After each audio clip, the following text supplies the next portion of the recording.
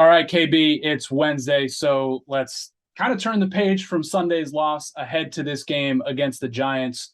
But we still got to put it in the context of where this run defense is at by the very nature of who they're going to face this weekend and Saquon Barkley. Do you think these run issues, which have kind of been the blueprint to beat the Panthers since the back half of last year and bled into that Browns game, do you think that's stuff that can be fixed for this team? It's hard to say right now. You'd like to think that it could be. And when I watched the game on Sunday from the press box, like you did, and then went back and watched it again, I did see a lot of bad tackling. You can clean up tackling, right? You know baseball. I know baseball. Great hitters have bad days at the plate. Sometimes, good defensive players have bad days out there tackling. Maybe that's what that was. Nick Chubb's hard to bring down. Kareem Hunt is hard to bring down. They got the best offensive line in the NFL. So it's week one. We didn't expect perfect football. I'm willing to look ahead to week two and think, okay, things can get better. And that's what they brought this coaching staff in for, was to improve these guys and make adjustments and do things of that nature. So I'm a little bit optimistic, but at the same time, a trend is a trend is a trend. And until we see differently, I can't blame anyone who sees it that way. All right, switching to the other run game. That's, of course, Christian McCaffrey for the Carolina Panthers. I know people have a lot of things to say, and I'm sure are calling you and texting you about the amount of touches that Christian McCaffrey had. Matt Rule did kind of make a good point on Wednesday and say, hey, whether it's high, whether it's low, somebody's going to have a problem with it. But certainly when he got in there, everything got going. It's kind of what we expected. Are you worried at all about kind of their handling of him with the 14 touches? And then it seems like every Wednesday, Christian McCaffrey is not going to practice. Does that concern you at all going forward for a guy that's played now 11 games in the past two seasons in one game?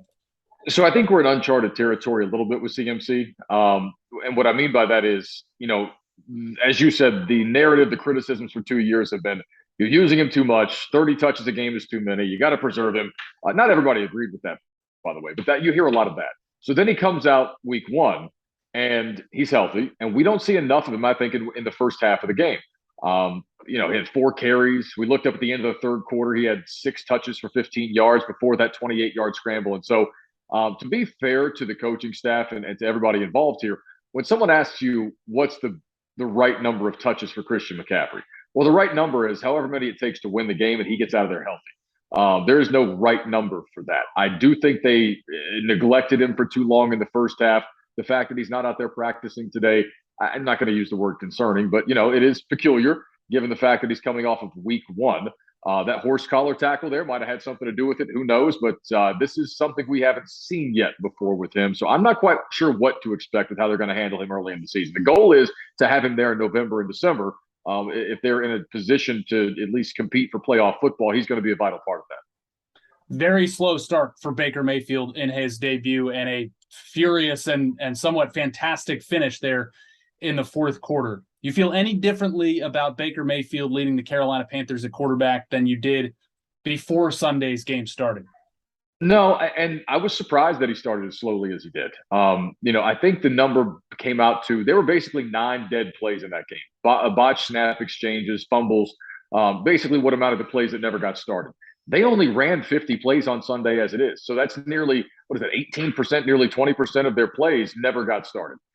Baker didn't get started until the second half. I think that the emotion, all the build up to that game likely did have an impact on him. He is human after all. But I love the final 5 drives. I love the efficiency, the grit to battle back, to take the lead with 73 seconds left to go.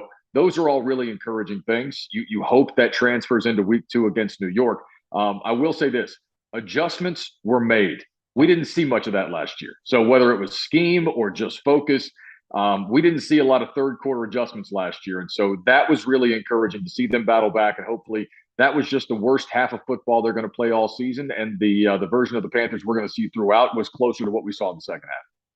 Yeah, that kind of leads into my last question, KB, and that's about the coach and the coaching staff. I mean, this is a group that has lost, and by group, I mean coaches and players, that has lost 8 straight games dating back to last year. And the talent on this team leads you to believe that they're better than that, right? So, I mean, what have you seen from the head coach through a preseason and one game that encourages you or makes you think that this is still kind of a downward trend, either way? Again, I think the word adjustments is the big one in terms of being encouraging. I am, as everybody else is, concerned about that run defense. I'd like to chalk it up to tackling, and hopefully that's what it turns out to be on Sunday, that we say, hey, they had a really nice performance against Saquon Barkley. I don't think the guys were out of position on Sunday. I think it was 190 yards after contact that the Cleveland Browns picked up, earned on Sunday. So, look, Nick Chubb's tough to play against. He's one of the hardest dudes in the league to bring down. Week one, not expecting the prettiest tackling. So hopefully that improves. I just like the fact that, again, adjustments were made. They battled back.